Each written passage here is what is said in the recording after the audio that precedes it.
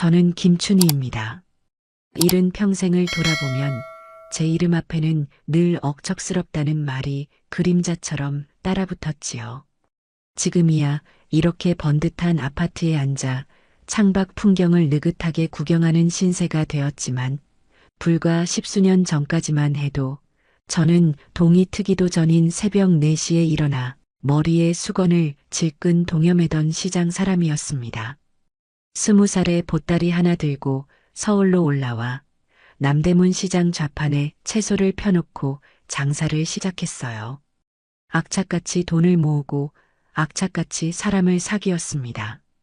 한 푼이라도 더 싼 값의 물건을 떼어오려고 도매상인과 밤새 씨름을 벌인 적도 있고 깐깐한 손님의 마음을 돌리려고 덤을 한 알음씩 안겨주며 웃음을 판 적도 셀 수 없이 많았어요. 그렇게 모은 돈으로 시장 한쪽에 작은 반찬 가게를 열던 날, 저는 골목에 쭈그려 앉아 한참을 울었습니다. 내 이름 석자가 박힌 간판을 보고 있자니 시래기처럼 마르고 거칠어진 내 손이, 내 젊음이 그리 서러울 수가 없었어요. 하지만 슬픔도 잠시, 저는 다시 일어났습니다. 제게는 지켜야 할 아들이 있었으니까요. 남편은 아들 봉수가 갓도를 지났을 무렵 불의의 사고로 세상을 떠났습니다. 그 후로 제 인생의 목표는 오직 하나, 내 아들 고봉수만큼은 이 세상 누구에게도 무시당하지 않게, 돈 때문에 서러운 일 겪지 않게 키우는 것이었어요. 저는 제 아들을 시장에 단 한 번도 데려오지 않았습니다. 비린내가 진동하고 거친 욕설이 오가는 이 험한 곳을 제 아들에게 보여주고 싶지 않았어요. 저는 굶어도 봉수에게는 늘 흰쌀밥을 먹였고 저는 해진 옷을 입어도 봉수에게는 제일 좋은 옷을 사입혔습니다. 그렇게 애지중지 키운 아들은 다행히 번듯하게 자라주었고 대학을 졸업해 번듯한 회사에 다니다가 몇 년 전에는 자기 사업을 하겠다며 독립까지 했어요. 저는 그런 아들이 너무나 자랑스러웠습니다. 제 인생의 가장 큰 훈장이었죠. 그날도 거실 소파에 앉아 아들 회사가 나왔던 낡은 경제 잡지를 흐뭇하게 넘겨보고 있는데 현관문 열리는 소리가 들렸어요. 어머니, 저희 왔어요. 세상에서 가장 반가운 목소리. 저는 잡지를 내려놓고 버선발로 현관으로 달려나갔습니다. 아이고, 내 아들. 어서 와라. 밥은 먹었어? 네, 어머니. 오는 길에 먹었어요. 아들 봉수는 제 손을 잡아주었지만 그 얼굴에는 그늘이 드리워져 있었어요. 뒤따라 들어온 며느리 이미정은 으레그레듯 들고 온 과일 바구니를 식탁에 쿵 소리가 나게 내려놓았습니다. 그리곤 제게는 눈길 한 번 주지 않고 곧장 소파로 가 털썩 주저앉더군요. 어머니, 집이 왜 이렇게 더워요? 에어컨 좀 켜세요. 아이고, 나는 괜찮은데. 너희 더우면 켜거라. 요즘 세상에 누가 전기세 아낀다고 에어컨도 안 켜고 살아요. 그러다 더위 먹으세요. 며느리의 말에는 늘 이렇게 가시가 돋쳐 있었습니다. 걱정하는 말 같지만 그 속을 들여다보면 저를 시대에 뒤떨어진 구닥다리 취급하는 뉘앙스가 깔려 있었죠. 저는 애써 웃으며 과일을 깎기 시작했습니다. 괜찮아요. 며느리가 살가우면 얼마나 살갑겠어요. 내 아들만 내 마음 알아주면 그만이라고 늘 그렇게 생각하며 넘겼습니다. 아들은 제 옆에 앉아 깎아주는 과일을 받아 먹으면서도 연신 한숨만 내쉬었어요. 무슨 말을 하려다 제 눈치를 보고 또 하려다 며느리 눈치를 봤습니다. 그 답답한 모습을 보다 못한 며느리가 결국 포문을 열었어요. 당신 그렇게 쭈뼛거리지 말고 그냥 말씀드려. 우리가 지금 얼마나 힘든 상황인지 어머니도 아셔야지. 저는 깎던 사과를 내려놓고 아들을 쳐다봤습니다. 봉수는 고개를 푹 숙인 채 입을 열었어요. 어머니, 사실 제가 하는 사업이 많이 힘들어졌어요. 이번 달에 큰 계약이 하나 엎어지는 바람에 자금 회전이 전혀 안 되고 있습니다. 세상에, 그래서 어떡하면 좋으냐? 많이 어렵니? 네. 직원들 월급은커녕 당장 다음 주에 막아야 할 어음도 빠듯해요. 이러다 정말 길바닥에 나앉게 생겼습니다. 어머니. 아들의 목소리가 처절하게 떨려왔습니다.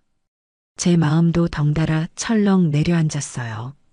평생을 바쳐 지켜온 내 아들이 길바닥에 나앉는다니요. 상상만 해도 끔찍한 일이었습니다. 제가 할 수 있는 일이라면 뭐든 해주고 싶었어요. 얼마나 필요하길래 그러니. 제 조심스러운 물음에 침묵을 지키던 며느리가 하이에나처럼 달려들었습니다. 어머니, 솔직히 말씀드릴게요. 지금 저희한테 필요한 돈 30억이에요. 30억? 저는 너무 놀라 말을 더듬었습니다. 30억은 제게 남은 전 재산이었습니다. 젊은 날의 피와 땀이 고스란히 담겨 있는 저 상가 건물의 가치였죠. 그걸 전부 내놓으라니요. 제 표정이 굳어지는 것을 본 며느리가 쏘아붙이듯 말을 이었습니다. 어머니는 좋으시겠어요. 아들이 밖에서 죽을 고생을 하든 말든 이렇게 편하게 앉아 월세나 받으면서 사실 수 있으니까요. 그 건물 어차피 나중에 저희가 물려받을 거잖아요. 그냥 조금 일찍 주신다고 생각하면 안 돼요? 여보, 말이 너무 심하잖아. 아들이 며느리를 말렸지만 이미 엎질러진 물이었습니다. 그들의 속내가 너무나 투명하게 들여다보여 온몸에 소름이 돋았어요. 아들은 제 눈치를 보며 쩔쩔맸고 며느리는 뭐가 틀린 말이냐는 듯 당당한 표정으로 저를 쳐다보고 있었죠. 그 순간 저는 깨달았습니다. 아, 내 자식 농사는 완전히 실패했구나. 내가 평생을 바쳐 키운 아들은 이제는 제 어미의 마지막 숨통까지 끊어놓으려는 괴물이 되어버렸구나. 저는 아무 대답도 하지 못했습니다. 그저 고개를 떨구고 떨리는 손만 내려다볼 뿐이었어요. 결국 아들 내외는 원하는 답을 듣지 못한 채 불만 가득한 얼굴로 집을 나섰습니다. 현관문이 닫히는 소리가 지옥문이 닫히는 소리처럼 귓가에 울렸어요. 저는 그 자리에 한참을 망부석처럼 앉아 있었습니다. 온몸의 피가 차갑게 식는 것 같았어요. 도저히 집에 있을 수가 없어 무작정 밖으로 나왔습니다. 화려한 네온 사인이 번쩍이는 거리가 지옥도처럼 보였어요. 웃고 떠들며 지나가는 사람들의 행복한 얼굴이 저를 조롱하는 것만 같았습니다. 어디로 가는지도 모른 채 한참을 걷고 또 걸었어요. 발바닥에 불이 나는 것 같았지만 멈출 수가 없었습니다. 그러다 어느 허름한 골목길에서 저는 홀린 듯 걸음을 멈췄습니다. 희망국밥. 낡은 간판 아래로 뽀얀 김이 모락모락 피어오르고 있었어요. 진하게 우려낸 사골 냄새가 제 발길을 잡아 끌었습니다. 가게 안은 낡고 비좁았지만 이상하게도 마음이 끌렸어요. 문을 열고 들어가자 젊은 주인 총각이 커다란 솥 앞에서 땀을 뻘뻘 흘리며 국물을 젓고 있었습니다. 그는 저를 한번 힐끗 쳐다볼 뿐 아무런 말이 없었어요. 그 무심함이 오히려 제게는 위로가 되었습니다. 자리를 잡고 앉자 곧이어 뜨거운 김이 피어오르는 뚝배기가 제 앞에 놓였습니다. 여기요. 젊은 주인 박성호의 목소리는 낮고 무뚝뚝했어요. 저는 말없이 숟가락을 들었습니다. 뽀얀 국물을 한술 떠입에 넣자 뜨겁고 진한 국물이 얼어붙었던 속을 따뜻하게 녹여주었어요. 잘 익은 깍두기를 한 점 베어 물고 밥을 말아 크게 한술 떴습니다. 아무 맛도 느껴지지 않을 줄 알았는데 이상하게도 자꾸만 숟가락이 갔어요. 허겁지겁 국밥 한 그릇을 다 비우고 나니 꽁꽁 얼어있던 눈물샘이 터져버렸습니다. 소리도 내지 못하고 그저 어깨를 들썩이며 눈물만 뚝뚝 흘렸어요. 얼마나 지났을까 고개를 들어보니 가게 안에는 여전히 저 혼자였습니다. 젊은 주인은 카운터에 기댄 채 묵묵히 저를 기다려주고 있었어요. 저는 황급히 눈물을 닦고 자리에서 일어났습니다. 얼마예요? 됐습니다. 아니에요. 돈은 내야죠. 오늘 첫 손님이셨어요. 그냥 가세요. 다음에 또 오시면 그때 받겠습니다. 그는 끝까지 손을 내저었습니다. 저는 더 이상 고집을 부릴 수가 없어 고맙다는 말을 남기고 가게를 나섰어요. 등 뒤로 느껴지는 그의 묵직한 시선이 차가운 밤 공기 속에서 유일한 온기처럼 느껴졌습니다. 집에 돌아와 침대에 누웠지만 잠은 오지 않았어요. 아들 내외의 날카로운 목소리와 말없이 국밥을 끓이던 젊은 총각의 우직한 얼굴이 밤새도록 제 머릿속을 헤집어 놓았습니다. 제 인생이 걸린 선택의 기로에서 저는 아주 길고 고통스러운 밤을 보내야만 했습니다. 그 후 제 시간은 멈춰버렸습니다. 텔레비전을 켜도 소리가 들리지 않았고 창밖으로 보이는 세상은 온통 잿빛이었어요. 전화벨이 울릴 때마다 온몸의 신경이 곤두섰습니다. 처음 며칠은 아예 받지 않았어요. 하지만 벨소리는 집요하게 울렸고 결국 저는 떨리는 손으로 통화 버튼을 누를 수밖에 없었습니다. 며느리였어요. 어머니, 전화 왜 이렇게 안 받으세요? 저희 지금 회사 문 닫게 생겼는데 어머니는 잠이 오세요? 다짜고짜 퍼붓는 그 목소리에 정신이 번쩍 들었습니다. 걱정은커녕 원망과 비난이 가득 담겨 있었죠. 제가 아무 말도 못하고 있자 며느리는 언제 그랬냐는 듯이 금세 우는 소리를 냈습니다.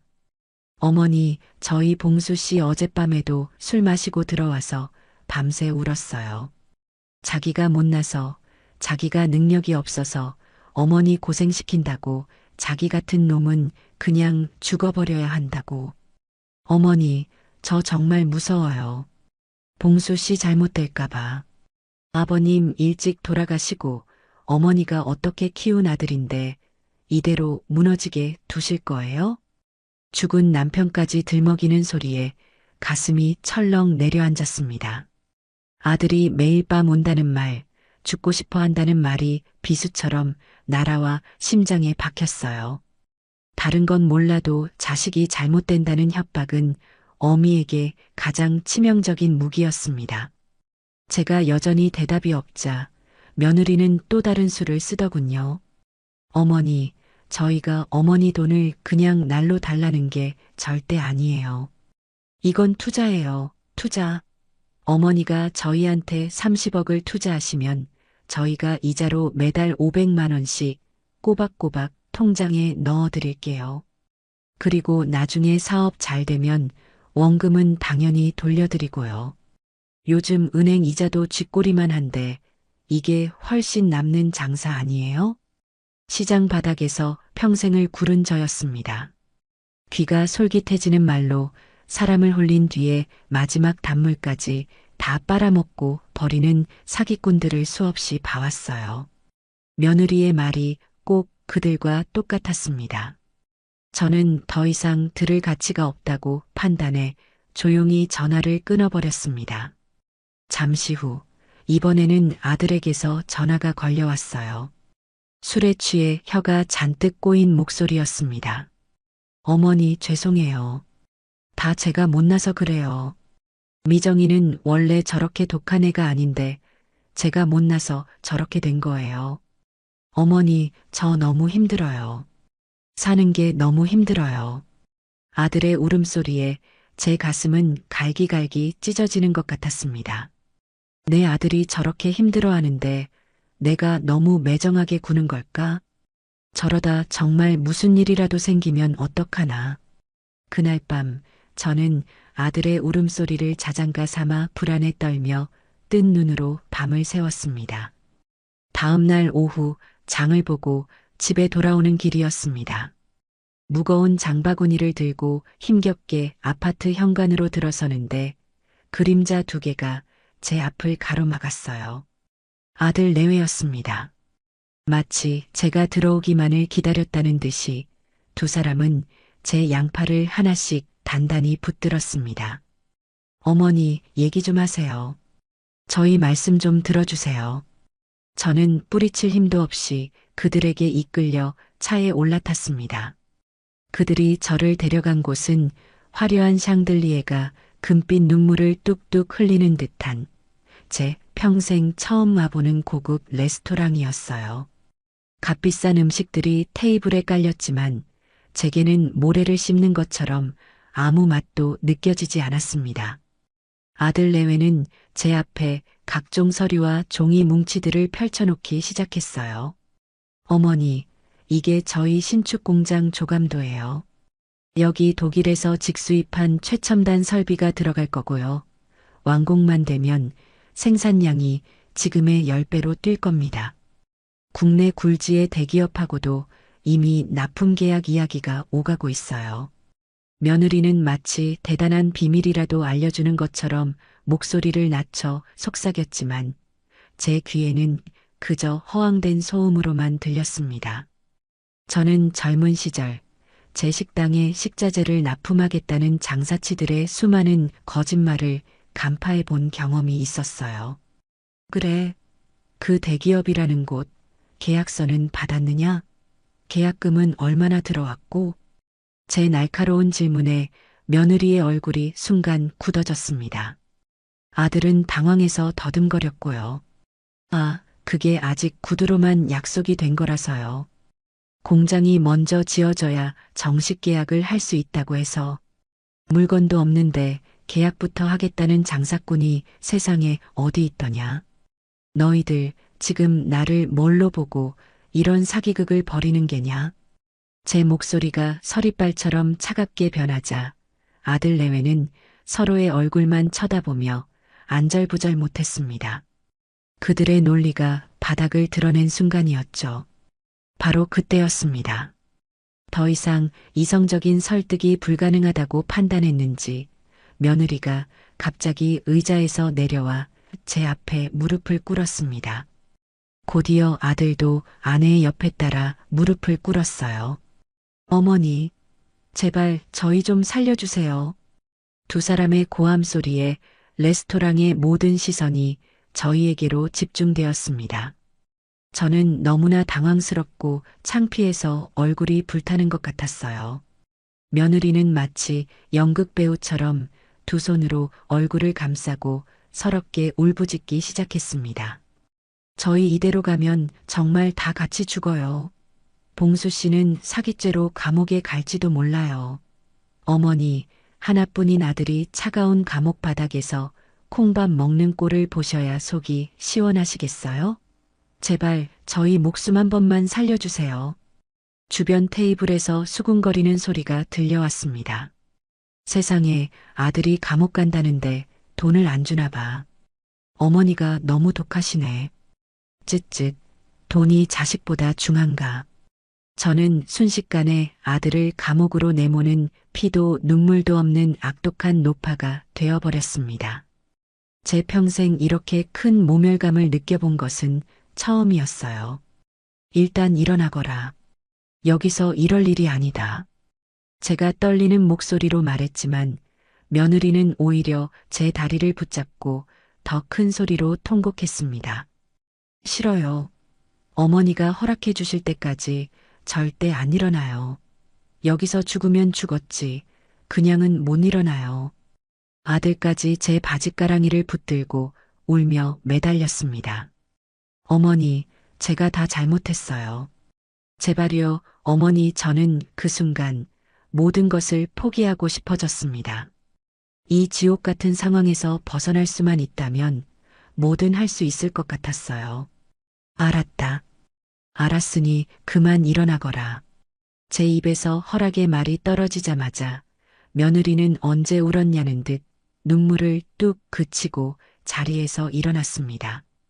그녀의 눈은 눈물로 얼룩져 있었지만 그 입가에는 승리자의 희미한 미소가 걸려 있었어요. 저는 그 미소를 보며 제 영혼이 산산조각 나는 소리를 들었습니다. 그날 밤 저는 침대에 눕지도 못한 채 뜬 눈으로 밤을 새웠습니다. 창밖의 어둠을 응시하며 제 아들 봉수의 어린 시절을 떠올렸어요. 5살 배기 봉수가 감기에 걸려 밤새 열이 펄펄 끓던 날이 있었습니다. 저는 아들을 업고 동네 병원으로 뛰면서 제발 내 목숨을 가져가고 이 아이만 살려달라고 하늘에 빌고 또 빌었죠. 대학 졸업식 날 학사모를 쓴 아들의 모습을 보며 저는 세상을 다 가진 것처럼 행복했습니다. 내 모든 고생이 저 환한 웃음 하나로 전부 보상받는 기분이었어요. 그 아들이었는데, 내 목숨보다 소중했던 내 아들이었는데, 어쩌다 저렇게 돈에 눈이 먼 괴물이 되어버렸을까요? 눈물이 베개를 적셨습니다. 서러움과 분노, 배신감과 허무함이 뒤섞여 제 속을 헤집어 놓았어요. 하지만 그 모든 감정의 폭풍이 지나간 자리에 차가운 결심 하나가 싹트기 시작했습니다. 그래, 이것이 마지막이다. 내가 내 아들에게 주는 마지막 기회이자 내 자신에게 주는 마지막 시험이다. 만약 이 돈으로 저 아이들이 재기하고 사람 구실을 제대로 하게 된다면 내 전 재산이 아니라 내 목숨이라도 아깝지 않다. 하지만 만약 이 돈마저 삼키고 내게서 등을 돌린다면 그때는 내 손으로 이 모자의 연을 끊어내리라. 내 호적에서 저 아이의 이름을 파내고 내 인생에서 완벽하게 지워버리리라. 날이 밝아오자 저는 결심을 굳혔습니다. 이것은 나약한 어미의 항복이 아니에요. 내 70평생의 지혜와 경험을 건 가장 냉철한 판단이었습니다. 저는 떨리지 않는 손으로 전화기를 들고 아들의 번호를 눌렀습니다. 나다. 상가, 오늘 부동산에 내놓겠다. 필요한 서류 가지고 와서 도장 받아가거라. 전화기 너머로 아들의 들뜬 목소리가 들려왔습니다. 정말이세요, 어머니? 감사해요. 정말 감사해요. 저는 아무런 대답도 하지 않고 조용히 전화를 끊었습니다. 제 마음은 그 어떤 소리도 들리지 않는 깊고 차가운 심해와 같았어요. 상가 건물이 팔리고 제 통장에 30억이라는 숫자가 찍히던 날, 은행 창구의 공기는 유난히 차갑게 느껴졌습니다. 제 평생의 피와 땀이 저 숫자들에 담겨 있다고 생각하니 헛웃음이 나왔어요. 아들 봉수와 며느리 이미정은 제 옆에 딱 붙어 앉아 마치 자기들이 큰 공이라도 세운 것처럼 의기양양한 표정이었습니다. 은행 직원이 건네는 서류에 기계적으로 도장을 찍는 내내 저는 그들의 얼굴을 한 번도 쳐다보지 않았어요. 모든 절차가 끝나고 돈이 아들의 통장으로 이체되는 순간 며느리는 참았던 환호성을 내뱉었습니다. 어머니, 정말 감사해요. 이제 저희 걱정 안 하셔도 돼요. 아들은 제 손을 덥석 잡으며 감격에 겨운 목소리로 말했어요. 어머니, 이 은혜 평생 갚겠습니다. 정말이에요.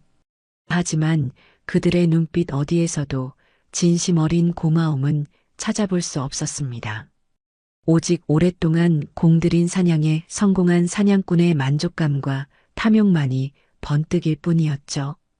그날 저녁 아들 내외는 저를 최고급 한정식 집으로 데려갔습니다.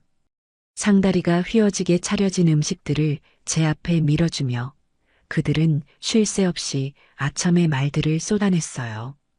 어머니, 이거 드셔보세요. 이게 하나에 10만 원이 넘는 자연산 송이에요. 이제 어머니는 이런 것만 드셔야죠. 맞아요, 어머니. 저희가 다음 주에 당장 유럽 여행 보내드릴게요. 비즈니스 클래스로 끊어놨어요. 가셔서 좋은 구경 많이 하고 명품 가방도 한두 개 사오시고요. 저희가 다 계산할게요. 저는 묵묵히 음식을 씹었습니다. 그들이 하는 모든 말이 거짓이라는 것을 알고 있었지만 이 마지막 만찬의 끝이 어떻게 될지 궁금했어요. 식사를 마치고 집으로 돌아오는 차 안에서 며느리는 여행 계획에 대해 쉴 새 없이 떠들어댔습니다. 일주일 뒤인 목요일 아침 10시에 공항까지 편하게 모시러 오겠다는 말도 잊지 않았죠. 그 후 며칠 동안 아들 내외는 정말 약속이라도 지킬 것처럼 행동했습니다.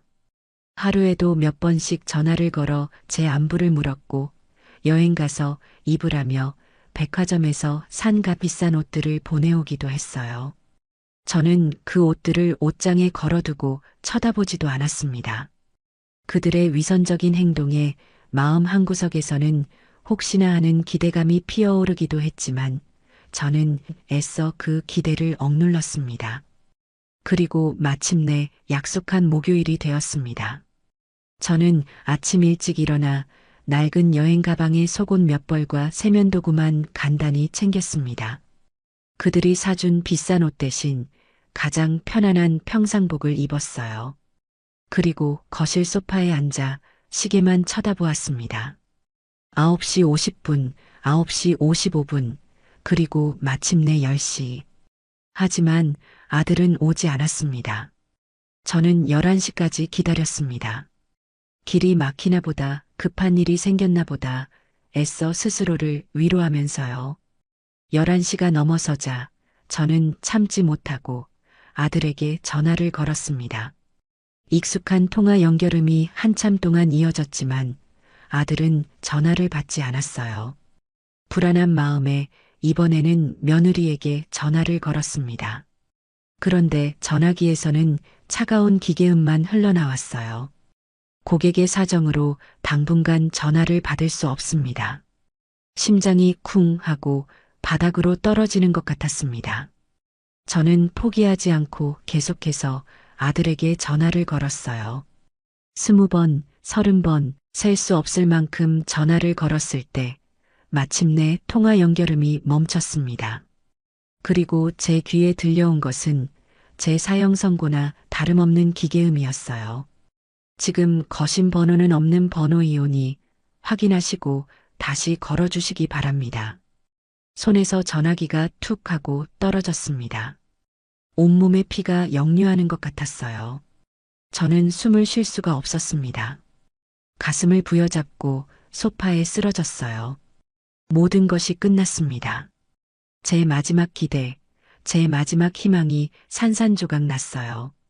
저는 제 아들에게 완벽하게 버려진 것이었습니다. 얼마나 그렇게 있었을까요? 저는 비틀거리는 몸을 일으켜 집 밖으로 나갔습니다. 이대로 있을 수는 없었어요. 내 눈으로 직접 확인해야만 했습니다. 택시를 잡아 타고 아들이 살던 아파트로 향하는 내내 제 머릿속에는 아무 생각도 떠오르지 않았습니다. 그저 텅 비어 있었어요. 아파트 단지에 도착해 익숙한 동 현관으로 들어섰습니다. 엘리베이터를 타고 아들의 집이 있는 층수 버튼을 누르는 손가락이 덜덜 떨렸어요. 마침내 아들의 집 현관문 앞에 섰습니다. 굳게 닫힌 철문을 보니 차라리 문이 열리지 않기를 바라는 마음마저 들었습니다. 하지만 저는 초인종을 눌렀어요. 아무런 대답이 없었습니다. 저는 문을 두드리기 시작했어요. 처음에는 작게, 점점 더 거칠게. 봉수야, 안에 있는 거 다 안다. 문 열어라. 이미정, 너도 듣고 있지. 문 열어. 제 목소리는 처절하게 복도를 울렸지만 문 안쪽은 죽음처럼 고요했습니다. 그때 옆집 문이 열리며 한 아주머니가 고개를 내밀었어요. 할머니, 시끄러워요. 그 집 빈집이에요. 네, 빈집이라니요? 우리 아들 집인데. 아이고, 모르셨구나. 그 집 부부 지난주에 이사 갔어요. 아주 그냥 벤츠에 짐 싣고 가던데 돈 많이 벌어서 더 좋은 데로 가나 보다 했죠. 그 말을 듣는 순간 제 주변의 모든 세상이 무너져 내렸습니다. 저는 그 자리에 주저앉아 버렸어요. 눈물도 나오지 않았습니다. 그저 텅 빈 눈으로 차가운 복도 바닥만 내려다볼 뿐이었죠. 제 아들은 제 전 재산을 가지고 저를 이 세상에 완벽하게 혼자 남겨두고 야반도주를 해버린 것이었습니다. 어떻게 집으로 돌아왔는지, 그 후 며칠을 어떻게 보냈는지 기억이 나지 않아요. 그저 시간이라는 개념이 사라진 어둡고 축축한 동굴 속에 갇혀 있는 기분이었습니다. 밥도 물도 아무것도 입에 대지 않았어요. 그렇게 며칠을 죽은 듯이 누워 있는데 어느 날 저녁 희미하게 현관문을 두드리는 소리가 들렸습니다. 처음에는 환청인 줄 알았어요. 하지만 소리는 끈질기게 이어졌습니다.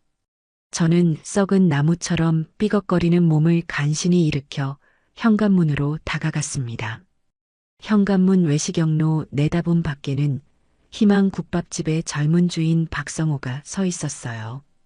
그는 문 앞에 뜨거운 김이 나는 뚝배기 하나를 조심스럽게 내려놓고는 고개를 꾸벅 숙이고 말없이 돌아서서 가버렸습니다. 저는 문을 열지 않았어요. 낯선 사람의 동정이 그때는 독처럼 느껴졌습니다. 하지만 다음날 저녁에도 그 다음날 저녁에도 그는 어김없이 찾아왔습니다. 그는 늘 똑같이 묵묵히 식어버린 뚝배기를 가져가고 그 자리에 뜨거운 뚝배기를 놓고 갔어요. 그 꾸준하고 말없는 행동이 굳게 닫혀있던 제 마음에 아주 작은 균열을 내기 시작했습니다. 나흘째 되던 날 저는 마침내 현관문 잠금쇠에 손을 얹었습니다. 제 인생을 다시 일으켜 세울 아주 작은 온기가 문 밖에서 저를 기다리고 있었습니다. 삐걱거리는 소리와 함께 현관문이 열리자 구수한 사골 국물 냄새가 차가운 집안 공기 속으로 스며들었습니다. 문 앞에는 어김없이 뜨거운 김이 오르는 뚝배기 한 그릇이 놓여 있었어요. 그 옆에는 삐뚤빼뚤한 글씨로 쓰인 작은 쪽지가 붙어 있었습니다. 사람은 밥심으로 사는 겁니다. 식사 거르지 마세요. 저는 그 쪽지를 한참 동안 가만히 내려다보았습니다. 제 아들은 제게 수많은 약속과 감언이설을 남겼지만 단 한 번도 진심으로 제 식사를 걱정해 준 적이 없었어요. 그런데 이름도 모르는 이 젊은이는 아무런 대가도 없이 매일같이 제 끼니를 걱정해주고 있었습니다. 저는 홀린 듯 뚝배기를 양손으로 감싸들고 집 안으로 들어왔습니다. 그 온기가 제 얼어붙은 손을 통해 심장까지 전해지는 것 같았어요. 식탁에 앉아 뚜껑을 열자 뽀얀 국물 위에 파가 송송 썰어 올려져 있었고 두툼한 고기도 푸짐하게 들어 있었습니다. 며칠 만에 처음으로 마주하는 제대로 된 음식이었죠. 떨리는 손으로 숟가락을 들어 국물을 한술 떴습니다. 뜨겁고 진한 국물이 목구멍을 타고 내려가자 꽁꽁 얼어있던 온몸의 혈관이 녹아내리는 기분이었습니다.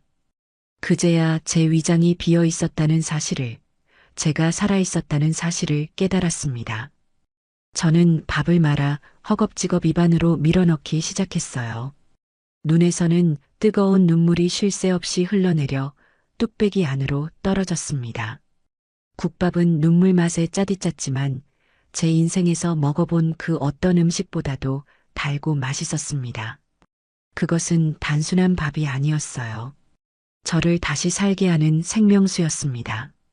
한 그릇을 뚝딱 비우고 나니 조금씩 기운이 돌기 시작했어요. 저는 그릇을 깨끗이 씻어놓고 다음날 저녁이 되기를 기다렸습니다.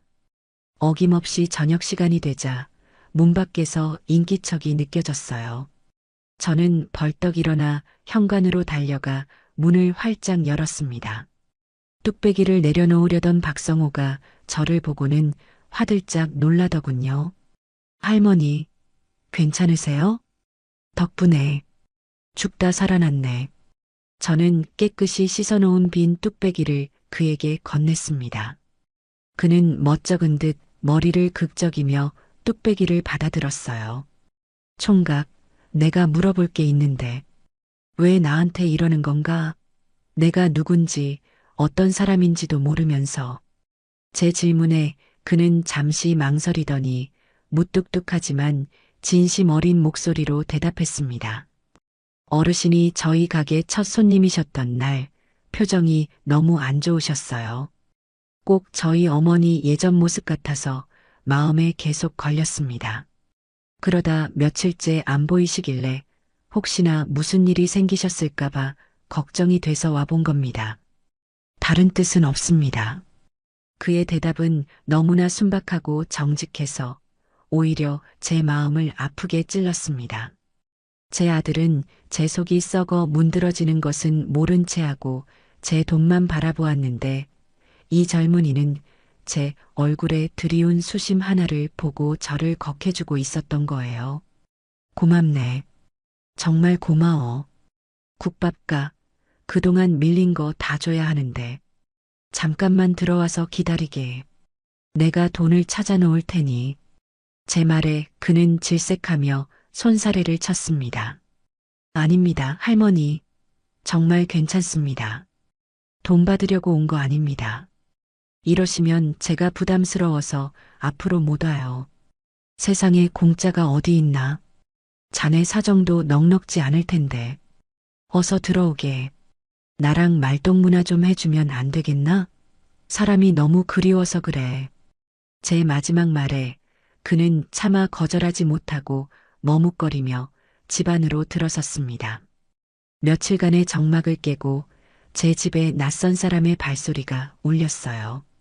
저는 그에게 시원한 물 한 잔을 건네고 소파에 앉혔습니다. 처음에는 어색함에 서로 말없이 앉아 있었지만 제가 먼저 이런저런 질문을 던지자 그도 조금씩 자신의 이야기를 풀어놓기 시작했어요. 그의 이름은 박성호, 나이는 32. 아버지는 그가 어릴 때 돌아가셨고 홀어머니가 시장에서 채소 장사를 하며 그를 힘들게 키웠다고 했습니다. 저는 그 대목에서 가슴이 철렁했어요. 마치 내 과거를 보는 것만 같았거든요. 그는 악착같이 공부해 명문대에 합격했지만 기쁨도 잠시 어머니가 친척의 빚보증을 잘못 서는 바람에 하루아침에 길거리에 나앉게 되었다고 해요. 어머니는 그 충격으로 쓰러져 몸져 누우셨고 그는 결국 대학을 중퇴하고 빚을 갚기 위해 닥치는 대로 일을 해야만 했습니다. 안 해본 일이 없습니다. 공사장 막노동부터 대리운전, 배달까지. 그렇게 10년을 꼬박 일해서 빚은 다 갚았는데 어머니 몸은 이미 망가질 대로 망가져 버리셨어요. 지금은 요양병원에 계십니다. 그래도 자네 같은 아들이 있어서 자네 어머니는 행복하시겠네. 제 위로에 그는 씁쓸하게 웃었습니다. 제가 능력이 없어서 좋은 병원에도 못 모시는 걸요. 언젠가 돈 많이 벌어서 창밖으로 햇살 잘 드는 1인실로 옮겨드리는 게 제 꿈입니다. 어머니 이야기를 하는 그의 눈은 제가 지금껏 봐온 그 어떤 보석보다도 맑고 단단하게 빛나고 있었습니다. 저는 그 눈빛에서 제 아들에게서는 결코 찾아볼 수 없었던 책임감과 진실함, 그리고 사랑을 보았습니다. 그때 깨달았어요. 가족이란 핏줄이라는 끈으로만 묶여 있는 것이 아니라는 것을요. 그날 이후 제 삶은 완전히 바뀌었습니다. 저는 더 이상 과거에 얽매여 슬퍼하지 않았어요. 아침 일찍 일어나 집안을 쓸고 닦고 저를 위해 정성껏 밥상을 차렸습니다. 그리고 오후가 되면 어김없이 박성호의 국밥집으로 향했어요. 할머니, 또 오셨어요? 가게에 뭐 부족한 거 있으세요? 아니, 너 일하는 거 감시하러 왔다. 농땡이 피우나 안 피우나. 저는 넉살 좋게 대꾸하며 자연스럽게 주방으로 들어가 앞치마를 둘렀습니다.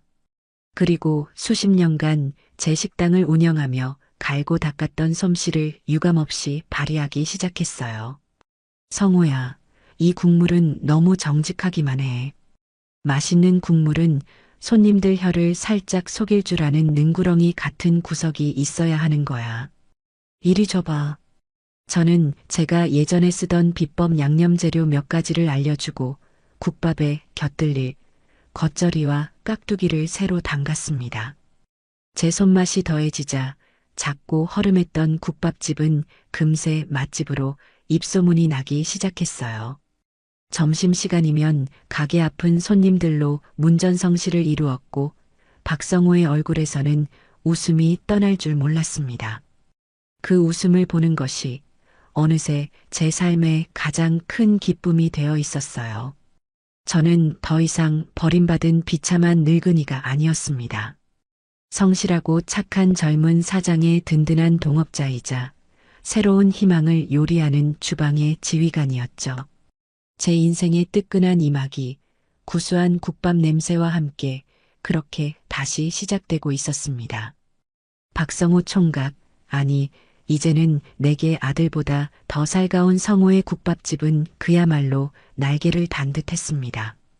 제 손맛이 더해진 겉절이와 시원한 깍두기는 국밥 맛을 한층 더 끌어올렸고 수십 년 장사 경험에서 나온 제 잔소리 같은 조언들은 가게 운영에 활기를 불어넣었죠. 성호야, 손님은 왕이 아니라 가족이다.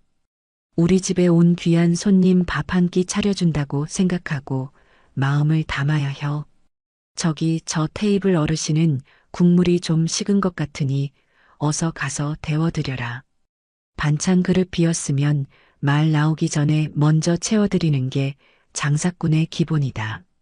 제 말 한마디 한마디를 성호는 스펀지처럼 빨아들이며 가게를 키워나갔습니다. 점심시간이면 가게 앞은 번호표를 뽑아들고 기다리는 손님들로 장사진을 이루었고 저녁에는 하루의 고단함을 뜨끈한 국밥 한 그릇으로 풀려는 사람들로 발 디딜 틈이 없었어요. 성호의 얼굴에는 고단함보다 행복한 웃음이 더 자주 피어났고 그 웃음을 보는 것이 제게는 꺼져가던 인생에 다시 불을 지펴주는 장작불과도 같았습니다. 저는 더 이상 과거의 상처에 얽매여 눈물 찢지 않았어요. 매일 아침 국밥집에 출근해서 펄펄 끓는 솥단지 옆에서 땀 흘리고 손님들과 웃고 떠들며 성실한 청년의 성공을 돕는 이 삶이 제게는 더없이 큰 보람이고 기쁨이었습니다. 그러던 어느 날 오후 가게 일이 조금 한가해진 틈을 타 잠시 시장에 나갔습니다. 깍두기를 담글 좋은 물을 좀 사야 했거든요. 수십 년간 제 청춘을 바친 곳이라 그런지 시장에 들어서면 저는 펄펄 나는 물고기처럼 기운이 솟았습니다. 여기저기서 아이고, 춘희 언니, 요즘 얼굴 보기 힘드네. 여사님, 식당 다시 하신다는 소문이 있던데 정말이에요? 하며 반갑게 아는 척을 해왔어요. 저도 웃으며 손을 흔들어 답해주며 단골 채소 가게로 향하고 있었습니다. 그때였어요. 등 뒤에서 누군가 제 팔을 와락 붙잡았습니다. 춘희야, 너 맞구나. 아이고, 이게 얼마만이야. 돌아보니 저와 젊은 시절부터 시장에서 함께 장사하며 동고동락했던 친구 순자였습니다. 순자는 시장에서 가장 발이 넓고 모르는 소식이 없는 정보통이었죠. 어머, 순자 너로구나. 잘 지냈어? 얼굴이 폈네, 폈어. 폈기는 뭐가 펴? 늙어서 주름만 늘었지. 너야말로 요즘 무슨 좋은 일 있어? 얼굴이 아주 환해졌어. 소문에는 젊은 총각이랑 국밥집 차려서 대박 났다던데 정말이야? 대박은 무슨? 그냥 아는 동생 가게 일 좀 도와주는 거지. 제가 손사래를 치며 웃는데 순자의 표정이 갑자기 어두워졌습니다. 그녀는 제 팔을 끌고 시장 구석의 한적한 곳으로 가더니 주변을 살피며 목소리를 낮췄어요. 춘희야, 너 혹시 아들 소식은 듣고 지내? 아들이라는 말에 제 심장이 쿵 내려앉았습니다. 애써 잊고 지냈던 그 이름. 제 가슴에 지워지지 않는 상처를 남긴 그 이름이었죠. 제 얼굴이 굳어지는 것을 본 순자가 혀를 차며 말했습니다. 내가 이런 말까지는 안 하려고 했는데 너 상처받을까 봐. 근데 아무래도 너는 알아야 할 것 같아서 그래. 너네 아들 내외 요즘 강남 바닥에서 아주 가관도 아니더라. 무슨 소리야? 그게 며칠 전에 우리 딸애가 친구랑 강남 백화점에 갔다가 봤다는 거야. 너네 아들은 번쩍거리는 하얀색 외제차에서 내리고 며느리는 머리부터 발끝까지 명품으로 휘감고 있더래. 아주 그냥 지나가는 사람들이 다 쳐다볼 정도로 요란하게 하고 다니더란다. 순자의 말을 듣는 내내 저는 온몸의 피가 차갑게 식는 것을 느꼈습니다. 순자는 제 눈치를 살피며 말을 이었어요. 그것뿐인 줄 알아? 우리 딸 친구가 그 근처 카페에서 아르바이트를 하는데 너네 며느리가 친구들 불러놓고 자랑하는 소리를 똑똑히 들었다는 거야. 우리 남편이 이번에 크게 한 건 해서 돈벼락 맞았잖아. 시어머니가 노후 자금이라고 꽁꽁 싸매고 있던 건물, 우리가 홀라당 팔아치웠지 뭐야. 늙으면 돈도 쓸 줄 모르는데 우리가 대신 잘 써드려야 효도 아니겠어? 이러면서 깔깔거리더래. 아주 그냥 밉상도 그런 밉상이 없었다고. 저는 더 이상 아무 소리도 들리지 않았습니다. 귀에서 윙하는 이명 소리만 들릴 뿐이었어요. 내 피와 땀, 내 눈물이 담긴 그 돈. 내 인생 전부였던 그 돈이 저런 가짜는 것들의 사치와 허영을 채우는데 쓰이고 있다는 사실에 창자가 뒤틀리는 것 같은 분노가 치밀어 올랐습니다. 제가 아무 말 없이 입술만 파르르 떨고 있자 순자가 제 손을 꼭 잡아주었어요. 춘희야, 괜찮아? 내가 괜한 소리를 했나 보다. 그래도 너는 알아야 할 것 같았어.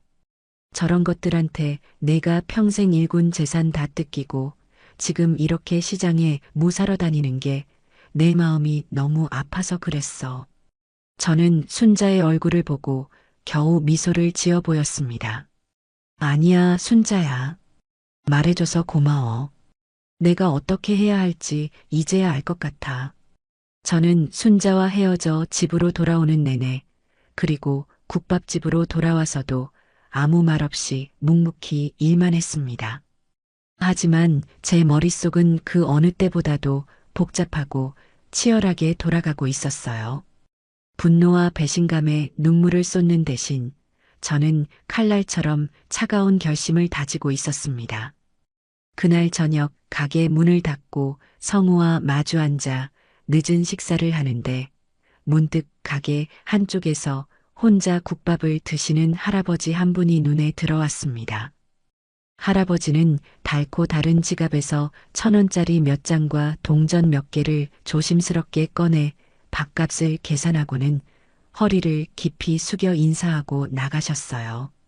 그 모습을 보는데 갑자기 목이 콱 메어왔습니다. 내 피 같은 돈이 저런 쓰레기들의 명품 가방값으로 외제차 값으로 흩어지는 동안 정작 이 세상에는 따뜻한 국밥 한 그릇이 절실한 어르신들이 이렇게나 많구나. 그 순간 제 머릿속에 번개처럼 하나의 생각이 스쳐 지나갔습니다. 내 남은 돈 이렇게 썩혀둘 것이 아니다.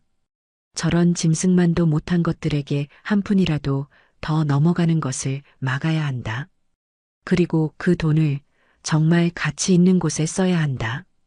다음 날 저는 성우에게 가게를 잠시 맡기고 수소문 끝에 서초동에 있는 한법률 사무소를 찾아갔습니다. 점지만 똑 부러지고 특히 상속 및 증여 관련 소송에서 승소율이 높다는 여자 변호사였어요. 사무실에서 만난 최유진 변호사는 제 생각보다 훨씬 더 젊고 당차 보이는 여성이었습니다. 그녀는 제 행색을 위아래로 훑어보지도 않고 따뜻한 차 한 잔을 건네며 제 이야기를 들어줄 준비를 했어요. 저는 처음부터 끝까지 제 인생과 아들에게 30억을 건넨 과정, 그리고 그 후의 배신에 대해 담담하게 털어놓았습니다. 제 이야기가 길어질수록 최 변호사의 눈빛은 점점 더 날카롭게 빛났어요. 그래서 어르신께서 원하시는 것이 정확히 무엇입니까? 아드님에게 준 30억 원을 다시 돌려받고 싶으신 겁니까? 아니요. 그 더러운 돈 다시 받고 싶은 마음 없습니다. 그 돈은 이미 내 돈이 아니에요. 다만 내 남은 재산만큼은 저런 것들의 손에 단 한 푼도 넘어가지 않게 하고 싶습니다. 그리고 그 돈을 저처럼 자식에게 버림받거나 혹은 끼니 걱정을 하는 어려운 어르신들을 위해 쓰고 싶어요. 제 말에 최 변호사는 놀란 눈으로 저를 바라보았습니다. 재단을 만들고 싶으시다는 말씀이십니까? 재단이든 뭐든 이름은 상관없어요. 내가 죽은 뒤에도 내 돈이 엉뚱한 놈들 주머니 채워주는 대신 배고픈 사람들 국밥 한 그릇이라도 더 사줄 수 있게 만들고 싶다는 겁니다. 제 확고한 의지를 확인한 최 변호사는 잠시 생각에 잠기더니 이내 결심한 듯 단호한 표정으로 말했습니다. 알겠습니다, 어르신. 어르신의 그 뜻, 제가 반드시 이뤄드리겠습니다. 먼저 아드님에게 증여한 30억 원에 대해서는 부담부 증여 해제를 원인으로 한 반환 청구 소송을 준비할 수 있습니다. 효도를 조건으로 증여했는데 그 의무를 이행하지 않았다는 점을 입증해야 합니다. 쉽지는 않겠지만 불가능한 싸움은 아닙니다. 그리고 남은 재산으로 공익재단을 설립하는 절차는 제가 책임지고 진행하겠습니다. 어르신, 정말 대단하십니다.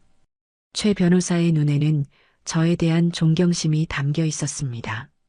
저는 그 눈을 마주보며 제 인생의 두 번째 싸움이 이미 시작되었음을 직감했습니다. 이것은 단순히 돈을 되찾기 위한 싸움이 아니에요.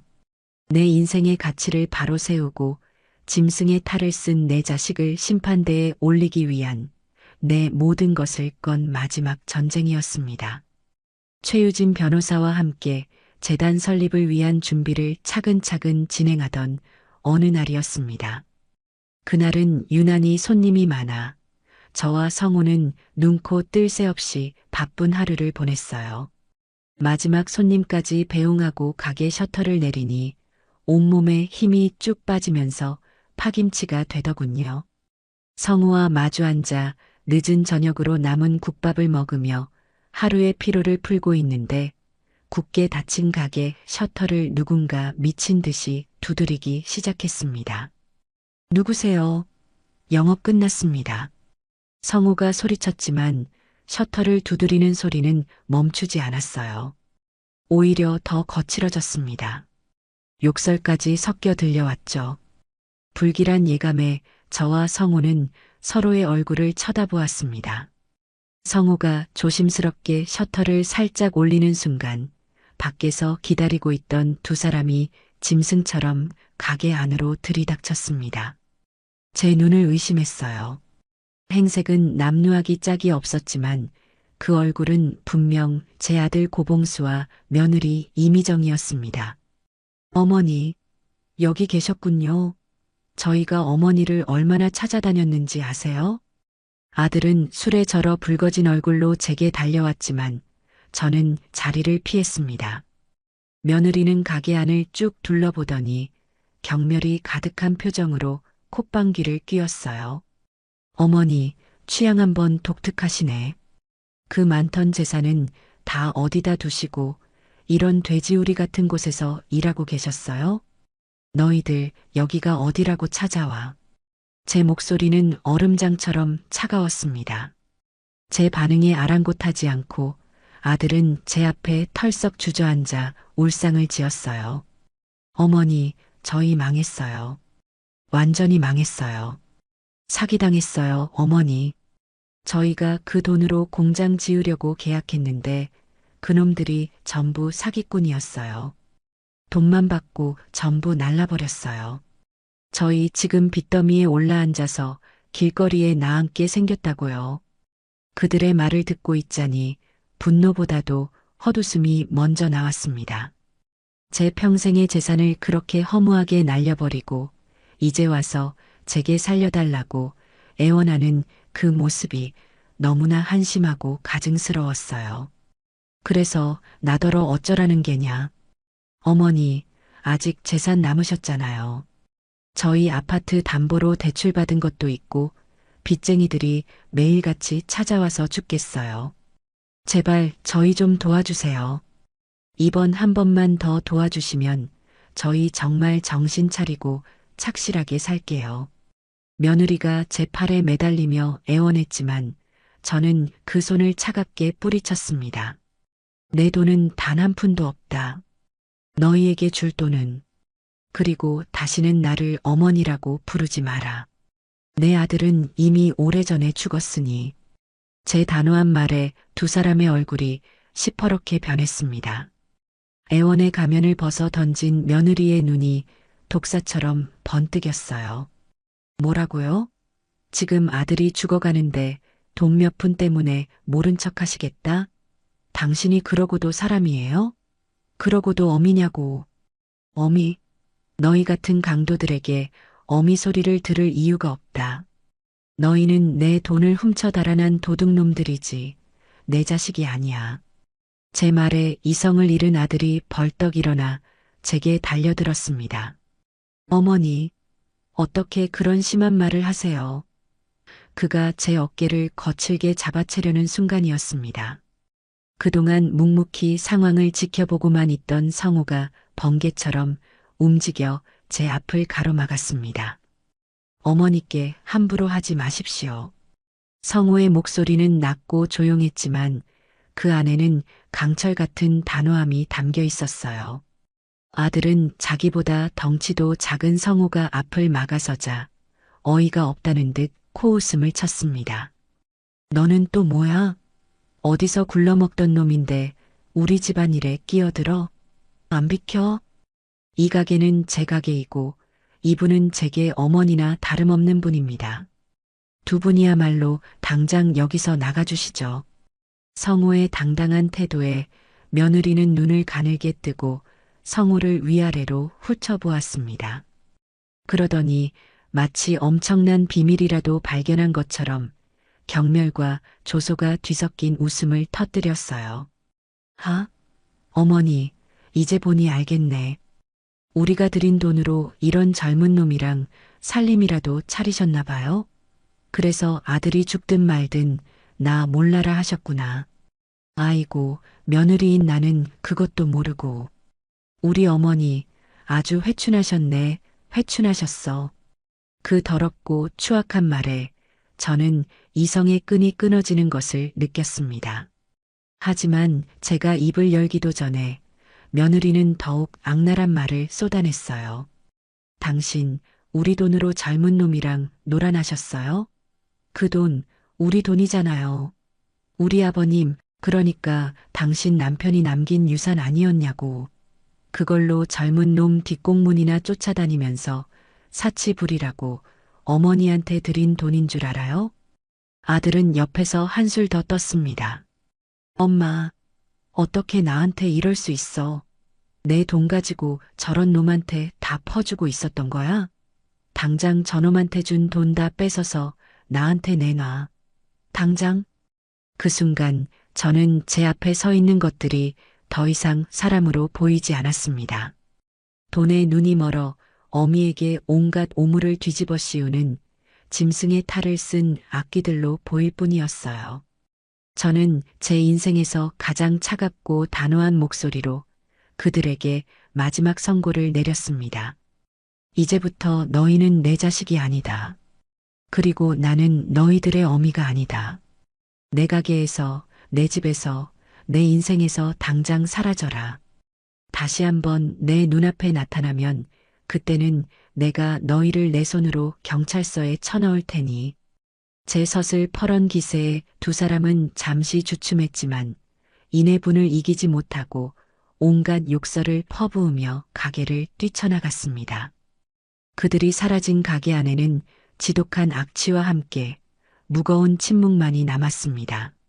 성우는 걱정스러운 눈으로 저를 바라보았고 저는 그저 굳은 얼굴로 텅 빈 문 밖을 노려볼 뿐이었습니다. 진흙탕 싸움은 이제부터가 시작이었습니다. 그날 밤 저는 한숨도 자지 못했습니다. 아들 내외가 남기고 간 추악한 말들이 귓가에 맴돌며 저를 괴롭혔어요.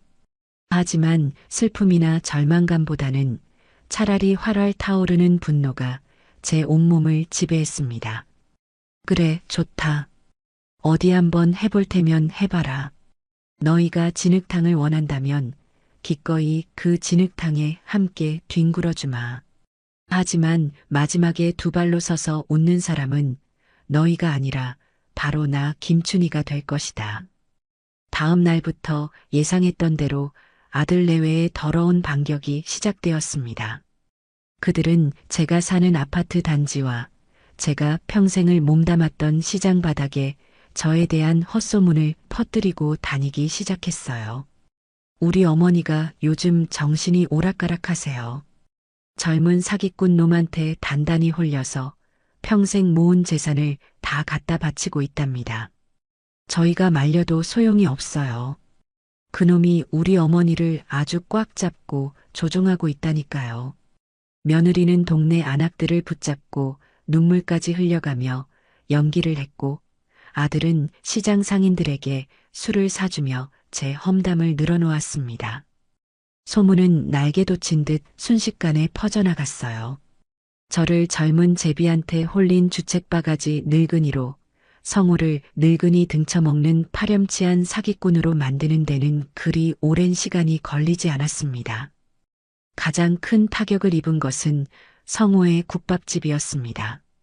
단골 손님들의 발길이 뚝 끊겼고 가게를 지나가는 사람들은 손가락질하며 수군거렸어요. 매출은 반에 반 토막이 났습니다. 성우는 제 앞에서는 애써 태어난 척했지만 밤마다 가게에 혼자 남아 깊은 한숨을 내쉬는 그의 뒷모습을 저는 몇 번이고 몰래 지켜보아야만 했습니다.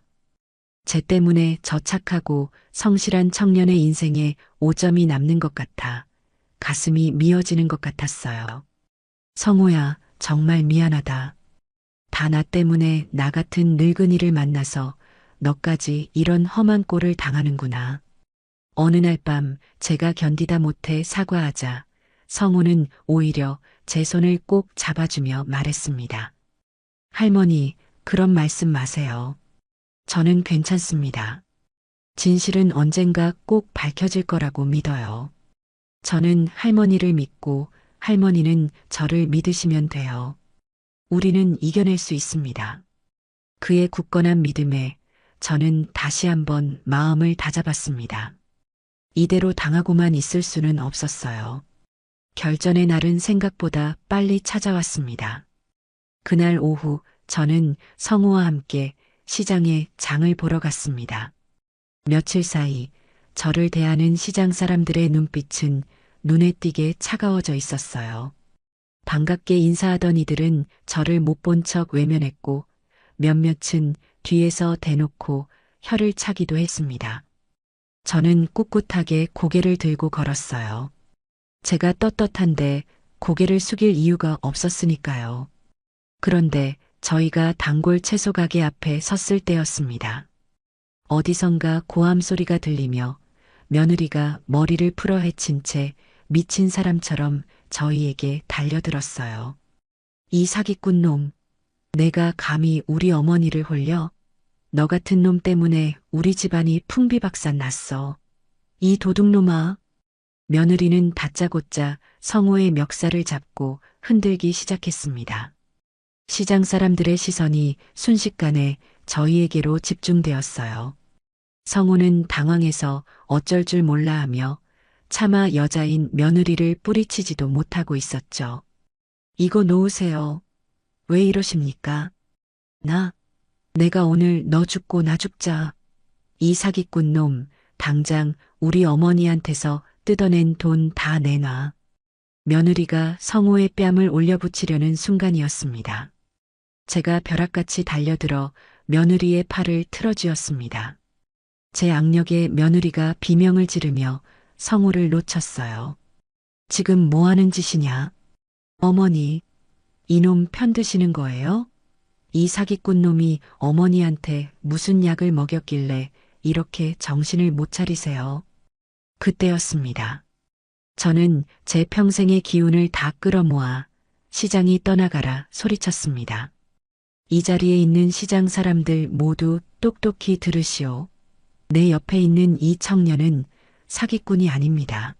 자식에게 버림받고 굶어 죽어가던 나에게 아무런 대가도 없이 매일같이 뜨거운 국밥을 가져다 준 내 생명의 은인입니다. 제 외침에 시장은 물을 끼얹은 듯 조용해졌습니다. 저는 며느리를 날카롭게 쏘아보며 말을 이었어요.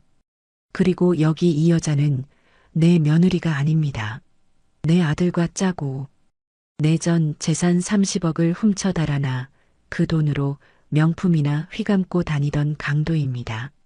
이제 그 돈이 다 떨어지니 다시 내게 와서 돈을 내놓으라고 행패를 부리는 파렴치한 도둑년이란 말입니다.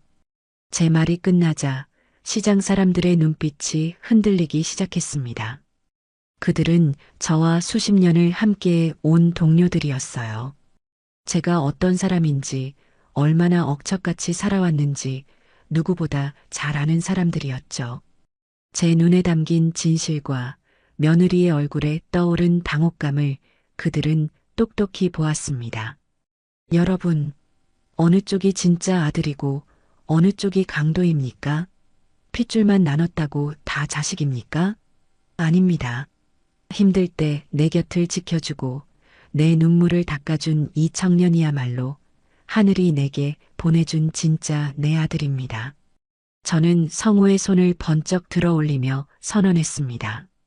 며느리는 새파랗게 질린 얼굴로 뒷걸음질 쳤고 구경하던 사람들 사이에서는 춘희 언니 말이 맞아. 저것들 아주 나쁜 것들이었구만 하는 웅성거림이 터져나왔습니다. 전세는 완전히 역전되었어요. 그날 저녁 저는 성우를 집으로 데려왔습니다. 그리고 제 남편의 낡은 사진 앞에서 성우의 손을 잡고 말했어요.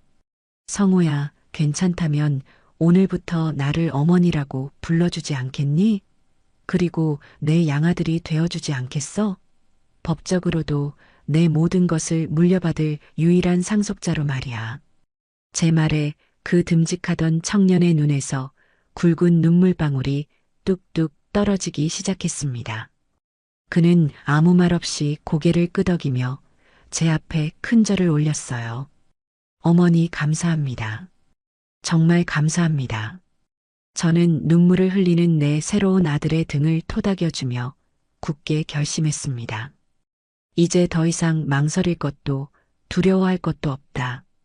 내 진짜 아들을 지키기 위해서라면 저 악기들과의 전쟁에서 반드시 승리하리라. 시장에서 공개적으로 망신을 당하고 쫓겨난 아들 내외가 순순히 물러날 것이라고는 생각하지 않았습니다. 독사는 구석에 몰리면 마지막으로 발악하며 물어뜯으려 덤벼드는 법이니까요. 하지만 그들의 마지막 발악이 이토록 더럽고 추악한 방식일 줄은 평생 시장 바닥에서 산전수전 다 겪은 저조차도 미처 예상하지 못했습니다. 그날 이후 저와 성우의 관계는 더욱더 단단해졌습니다. 성우는 이제 제법 자연스럽게 저를 어머니라고 불렀고 저는 그 소리가 제 친아들에게서 듣던 그 어떤 말보다도 더 따뜻하고 든든하게 느껴졌어요.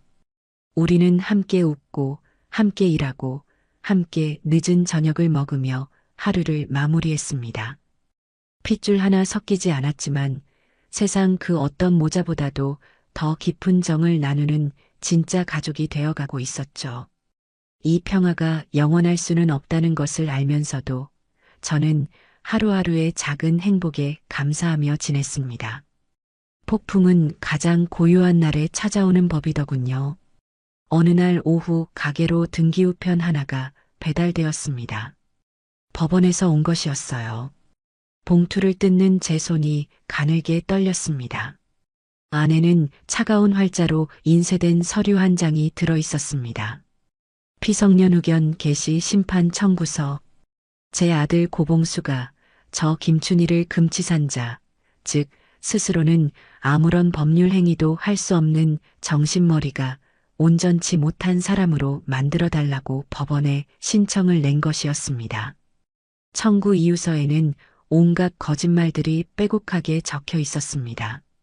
청구인의 모친 김춘희는 최근 급격한 기억력 감퇴와 판단력 저하 증세를 보이고 있으며 주변인 박성호의 감언이설에 속아 평생 모은 재산을 탕진할 위험에 처해 있음. 이에 아들인 청구인이 모친의 남은 재산을 보호하고 관리하기 위해 성년후견인으로 지정받고자 함. 저는 서류를 든 채 그 자리에 얼어붙었습니다. 분노, 슬픔, 그런 감정을 넘어선 인간에 대한 깊은 환멸이 제 온몸을 덮쳐왔어요. 제 돈을 훔쳐 달아난 것도 모자라 이제는 저를 아예 정신병자로 몰아남은 재산까지 모두 집어삼키려는 그들의 탐욕에 소름이 끼쳤습니다. 이것은 단순한 재산 다툼이 아니었어요. 제 인격과 제 인생 전체를 말살하려는 잔인한 공격이었습니다. 어머니, 괜찮으세요? 얼굴이 새하얘지셨어요. 제 모습을 본 성우가 걱정스럽게 달려왔습니다. 저는 말없이 그에게 서류를 건넸어요. 서류를 읽어내려가는 성우의 얼굴이 분노로 붉게 달아올랐습니다. 이게 어떻게 사람이 할 짓입니까? 이럴 수는 없습니다. 성우는 당장이라도 뛰쳐나가 그들을 박살낼 것처럼 주먹을 부들부들 떨었어요. 저는 그런 성우의 어깨를 조용히 감싸 안았습니다. 성우야, 흥분하지 마라. 저것들이 원하는 게 바로 우리가 이렇게 흥분해서 실수하는 거다. 더 차가워져야 한다. 더 냉정해져야 해. 이 싸움은 이제 감정으로 하는 게 아니야. 머리로, 증거로 해야 하는 거다. 제 차분한 목소리에 성우도 조금씩 진정을 되찾았습니다. 저는 그 길로 바로 최유진 변호사에게 연락했습니다. 전화를 받은 최 변호사의 목소리는 제 생각보다 훨씬 더 단호하고 침착했어요. 어르신, 너무 걱정하지 마십시오. 올 것이 왔을 뿐입니다.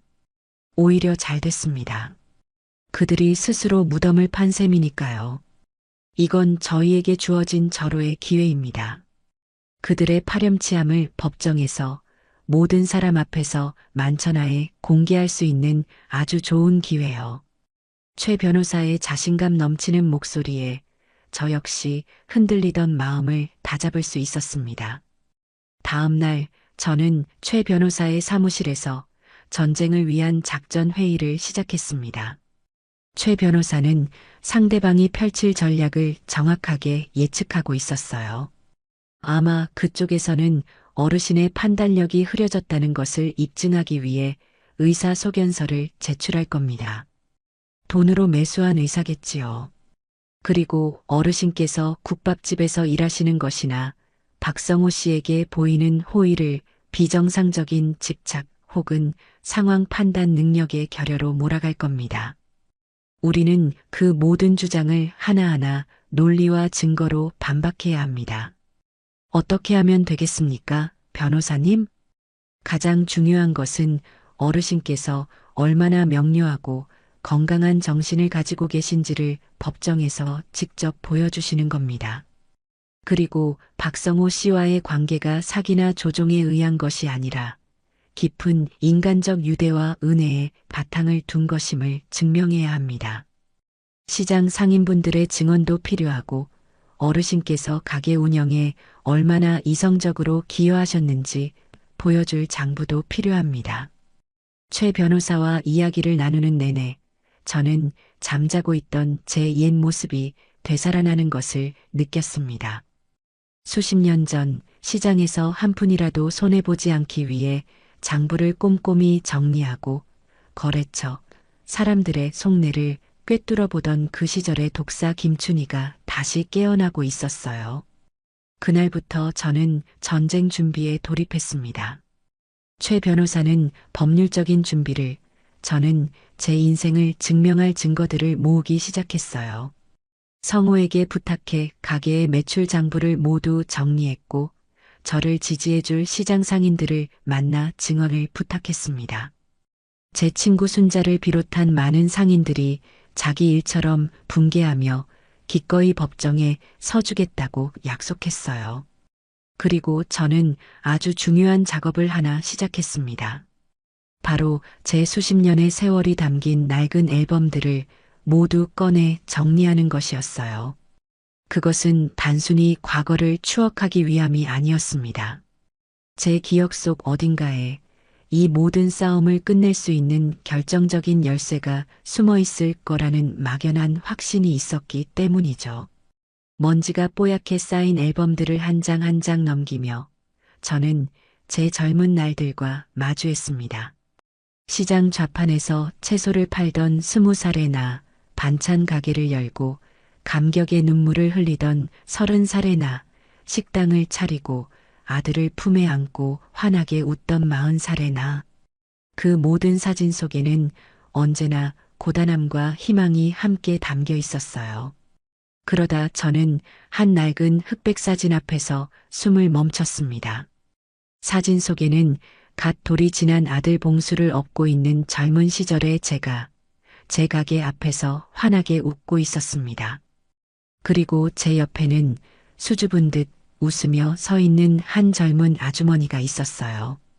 아주머니의 손에는 뜨거운 김이 나는 뚝배기 한 그릇이 들려 있었습니다. 순간 제 머릿속에서 잊고 있던 기억 하나가 섬광처럼 떠올랐습니다. 그때는 제가 식당을 열기 전 반찬 가게를 하며 봉수를 혼자 키우던 가장 힘들었던 시절이었어요. 끼니를 걸을 때가 부지기수였고 아들에게 줄 젖이 모자랄까봐 제 자신은 굶는 날이 더 많았죠. 그런 저를 안쓰럽게 여겨 맞은편에서 작은 국밥집을 하던 그 아주머니가 매일같이 제게 국밥을 가져다 주었습니다. 애기 엄마, 밥은 먹고 해야지. 그 무심한 한마디와 함께 건네주던 뜨거운 국밥 한 그릇이 그때는 제 생명줄과도 같았어요. 저는 떨리는 손으로 사진을 들여다보았습니다. 사진 속 아주머니의 얼굴. 아무리 뜯어봐도 낯이 익었어요. 어디서 봤을까? 한참을 고민하던 제 머릿속에 한 사람의 얼굴이 퍼즐처럼 맞춰졌습니다. 박성호. 지금의 박성호와 사진 속의 젊은 아주머니는 눈매와 인매가 놀라울 정도로 닮아 있었습니다. 그렇습니다. 박성호는 수십 년 전 굶주리던 저를 살렸던 그 국밥집 아주머니의 아들이었던 겁니다. 저는 앨범을 든 채 그 자리에 한참을 서 있었습니다. 눈에서는 뜨거운 눈물이 하염없이 흘러내렸어요. 이것은 우연이 아니었습니다. 하늘이 맺어준 인연이었고 제가 과거에 받았던 은혜를 지금 다시 돌려받고 있는 것이었어요. 이제야 모든 것이 분명해졌습니다. 제 아들 고봉수가 제게서 앗아간 것은 돈뿐만이 아니었어요. 바로 이런 사람과 사람 사이의 따뜻한 정과 은혜를 갚고 살아가는 인간의 도리 그 자체였습니다. 저는 사진을 소중하게 품에 안았습니다. 이것이야말로 저 짐승만도 못한 것들의 마지막 숨통을 끊어놓을 하늘이 제게 내려준 가장 강력한 무기였습니다. 드디어 운명의 날이 밝았습니다. 법원으로 향하는 차 안의 공기는 묵직했지만 제 마음은 놀라울 정도로 고요하고 평온했어요. 지난밤 저는 앨범 속 낡은 사진을 보며 밤을 새웠습니다. 사진 속 젊은 제 모습과 수줍게 웃던 성우 어머니의 얼굴을 보며 제 인생의 모든 조각들이 제자리를 찾아가는 것을 느꼈습니다. 이것은 더 이상 빼앗긴 돈을 되찾기 위한 싸움이 아니었어요. 짓밟힌 내 인생의 존엄성을 바로 세우고 피보다 진한 인연의 가치를 증명하기 위한 성스러운 전쟁이었습니다. 오히려 제 옆에 앉은 성우가 자기 일인 양 바짝 얼어서는 땀으로 축축한 손을 연신 바지에 문지르고 있었죠. 저는 그런 성우의 손을 따뜻하게 감싸주었습니다. 성우야, 아무 걱정 마라. 진실은 가장 큰 무기고 우리는 그 무기고를 통째로 가지고 있단다. 오늘은 저 가엾은 것들이 어떤 벌을 받는지 우리가 똑똑히 구경하는 날이다. 제 차분한 목소리에 성호도 조금은 안정을 찾는 듯 깊게 숨을 내쉬며 고개를 끄덕였습니다. 차가 차가운 대리석으로 지어진 법원 건물 앞에 멈췄습니다. 수많은 사람들이 무표정한 얼굴로 건물을 오갔고 그들의 사연 하나하나가 공기 중에 떠다니는 먼지처럼 무겁게 느껴졌어요. 최유진 변호사가 입구에서 저희를 기다리고 있었습니다. 그녀의 눈빛은 그 어느 때보다도 단단하고 자신감에 차 있었죠. 어르신, 준비되셨습니까? 되고 말고. 내 70평생에 오늘처럼 준비가 잘 된 날은 없었네. 법정으로 향하는 복도에서 저희는 복도 저편에서 걸어오고 있는 아들 내외와 마주쳤습니다. 그들의 곁에는 탐욕스럽게 생긴 변호사가 바싹 붙어 있었죠. 잠시 동안 복도에는 저희 네 사람의 시선만이 허공에서 부딪혔습니다. 며느리 이미정은 저를 보자마자 경멸과 승리가 뒤섞인 미소를 입가에 걸었고 제 아들 고봉수는 제 시선을 피하며 바닥만 내려다보았어요. 그 비겁한 눈동자를 보는 순간 제 마음속에 남아있던 아주 작은 연민의 찌꺼기마저 완전히 사라져버렸습니다. 법정 안은 차가운 공기와 팽팽한 긴장감으로 가득했습니다. 방청석에는 제 친구 순자를 비롯한 시장 상인들과 소문을 듣고 저를 응원하러 온 몇몇 동네 사람들이 자리를 채우고 있었어요. 저 멀리 피고인석에 앉아있는 아들 내외는 자신들의 변호사와 귓속말을 주고받으며 이따금씩 이쪽을 쳐다보며 비웃음을 흘렸습니다.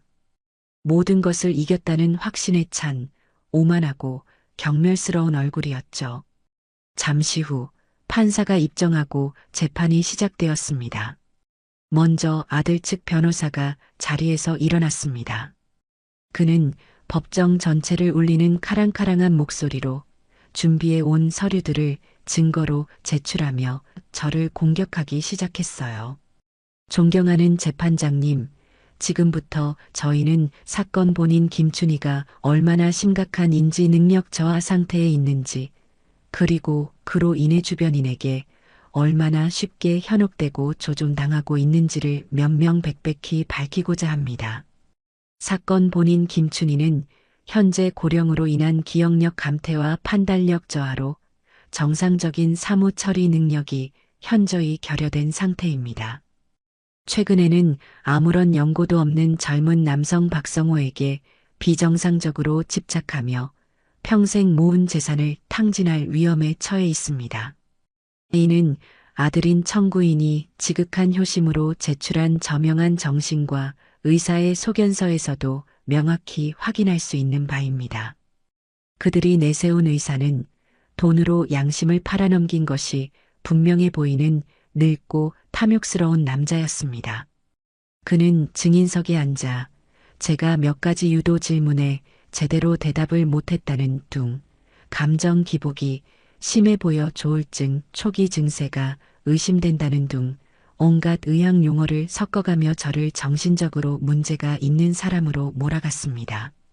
최유진 변호사가 날카롭게 반대 신문을 했지만 그는 교활하게 법망을 빠져나가며 자신의 주장을 굽히지 않았어요. 이어서 며느리 이미정이 증인석에 섰습니다. 그녀는 하얀 손수건으로 눈가를 찍어내며 기가 막힌 비련의 여주인공 연기를 펼치기 시작했어요. 존경하는 재판장님, 저희 어머님 원래는 정말 총명하고 강한 분이셨어요.